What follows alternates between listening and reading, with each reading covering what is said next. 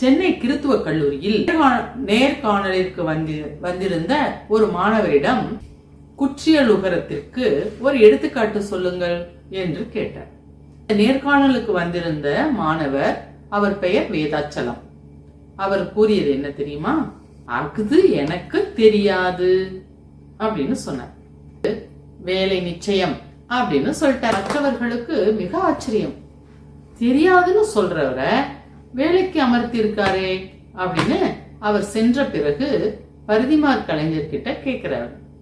அப்ப பரிதிமாற் கலைஞர் என்ன சொன்னார்?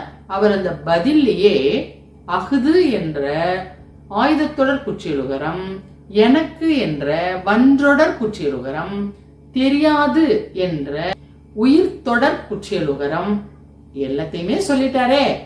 அப்படின்னா அவர் அதுல மிகச்சிறந்த தேர்ந்த அறிஞராகத்தானே இருக்கிறார்.